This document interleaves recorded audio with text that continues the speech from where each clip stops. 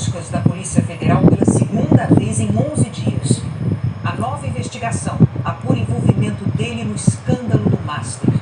A PF afirma que Cláudio Castro opera politicamente a favor de Daniel Wurcar, viabilizando transferências suspeitas do Rio Previdência no valor de quase 3 bilhões e 700 milhões de reais.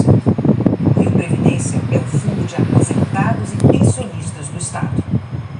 Durante mais de 3 horas, policiais federais vasculharam a cobertura do ex-governador do Rio num condomínio na Barra da Tijuca, zona sudoeste.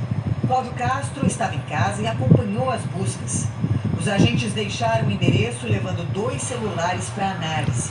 A decisão que autorizou as buscas foi do ministro André Mendonça, do Supremo Tribunal Federal.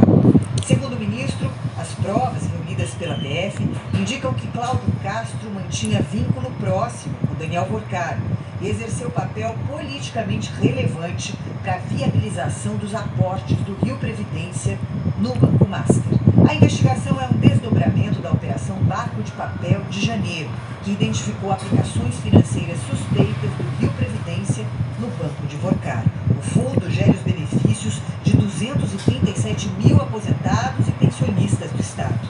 Ao longo das apurações, a PF foi descobrindo valores cada vez maiores investidos no banco desde 2023. O total chega a quase 3 bilhões e 700 milhões de reais em vários tipos de investimentos no banco.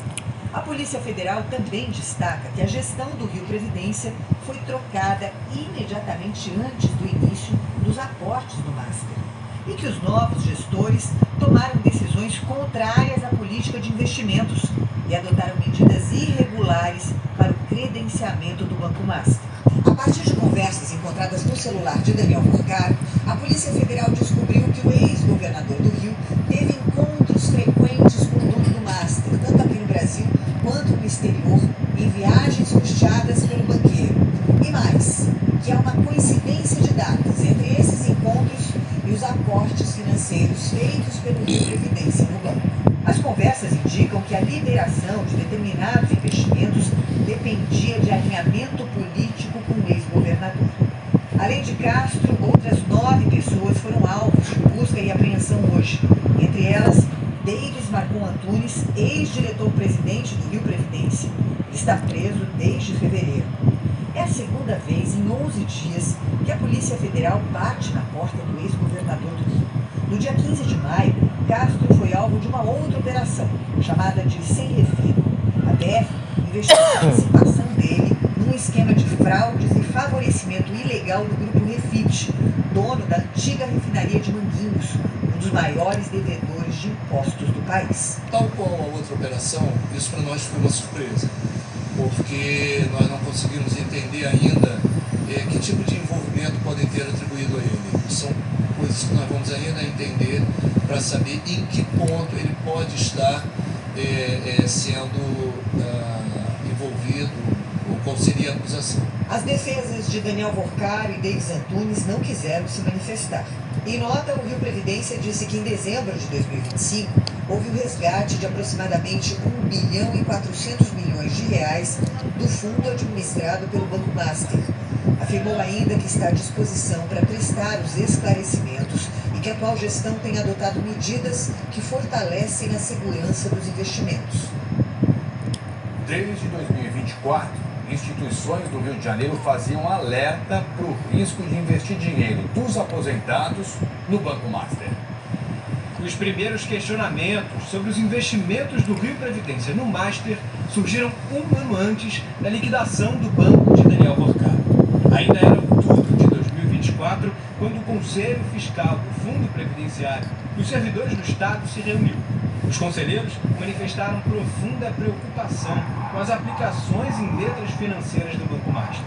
Por unanimidade, eles recomendaram aos gestores do Rio Previdência a revisão das aplicações e que não fizessem novos aportes na instituição financeira. Letras financeiras são títulos de renda fixa, como se o investidor emprestasse ao banco para receber depois com juros, e não tem proteção do Fundo Garantidor de Créditos.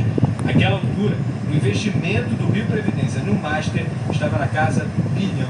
Até aquele momento ninguém entendia o que era o Banco Master mas já estava dando sinais de que era um banco que não tinha um lastro como um banco, que não tinha uma atividade principal de banco intermediador.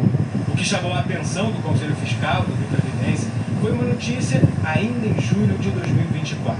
A Caixa Econômica Federal havia se recusado a comprar R$500 milhão em letras financeiras no Master, uma operação considerada atípica e arriscada pela Caixa. A partir dali, as suspeitas aumentaram. Os técnicos do Tribunal de Contas do Estado recomendaram, em outubro de 2024, o fim de novas aplicações no Banco Master. Mesmo assim, os investimentos continuaram. Os gestores do Rio Previdência foram cobrados a dar explicações ao tribunal. Em abril de 2025, o diretor de investimentos defendeu os acordos. Nós não nos arrependemos do que foi feito, no interesse único e exclusivo do Rio Previdência. Hoje, ele foi um dos alvos da operação. Só em outubro de 2025, o plenário do Tribunal de Contas decidiu impedir novos investimentos no Master, um mês antes do banco ser liquidado e de Daniel Morgado ser preso pela primeira vez. Nenhum outro fundo previdenciário no país investiu tanto em letras financeiras no Banco Master quanto o Rio Previdência. Foram 970 milhões de reais. Outros 17 municípios e estados aplicaram juntos pouco mais de 800 milhões. O Rio Previdência investiu também em outros fundos ligados ao Master. A estimativa era de 2 bilhões e 600 milhões, mas agora a Polícia Federal aponta um rombo ainda maior, 3 bilhões e 700 milhões de reais. A gente espera que haja todas as medidas judiciais cabíveis para que a gente possa reverter essa situação, mas diante da situação de fraude, como a gente está vendo no Banco Master hoje, é difícil acreditar que esses recursos vão voltar para os cofres do Rio Previdência. O Rio Previdência declarou que em dezembro de 2025 houve o resgate de aproximadamente 1 bilhão e 400 milhões de reais de um fundo administrado pelo Banco Master. Afirmou também que avalia medidas para recuperar recursos de outros fundos. Em São Paulo, a polícia prendeu um homem suspeito de ser um falso médico e um outro está sendo procurado. Os investigadores afirmam que eles são responsáveis pela morte de 9 pacientes. Este homem não é médico, mas, segundo a polícia, se passou durante 2 anos neste hospital da Zona Leste de São Paulo. A polícia prendeu Marcos Felipe de Barros nesta terça-feira.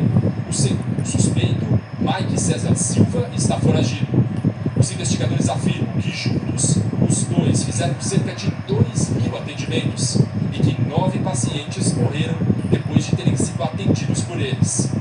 Segundo a polícia, Marcos Felipe e Mike César usavam identidades de médicos reais que atuam no interior do estado e nunca trabalharam no hospital. Há 3 semanas, os investigadores flagraram Marcos Felipe aplicando injeção em uma mulher no meio da rua. A advogada deles explicou que Mike é biomédico, profissional da saúde habilitado a fazer pesquisas, e que no vídeo, Marcos, que é instrumentador cirúrgico, estava aplicando insulina numa colega. Eles têm formação no qual eles podem atuar em algumas circunstâncias. Se eles atuavam como médico, nós ainda não tivemos acesso a essas provas, por isso eu não posso te afirmar isso. O hospital continua aberto e funcionando normalmente. Além das 9 mortes, a polícia tenta descobrir agora se outros pacientes atendidos pela dupla tiveram algum prejuízo à saúde. Nós já sabemos que a direção foi alertada a respeito do que esses falsos médicos faziam. Os próprios funcionários do hospital falavam que eram 2 moleques trabalhando. A pedido da polícia, a justiça afastou a gestora administrativa e o diretor clínico do Hospital Jardim Helena. A direção do hospital não se pronunciou. A seguir, conselhos de justiça e do Ministério Público aprovam um contra-cheque único para juízes, procuradores e promotores. O Supremo decide que perda de cargo e salário passa a ser a punição máxima para juízes.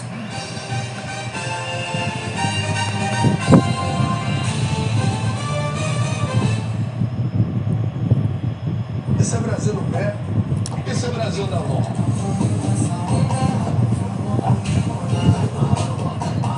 Itaipava é a minha cerveja, a mais brasileira de todas. Receita nacional, leve e refrescante, é orgulho do primeiro ao último gole. Por isso Itaipava é perfeita para qualquer rolê. Até os aleatórios que eu me amarro. Vamos, Brasil!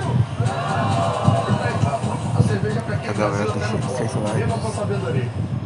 Tchau, família.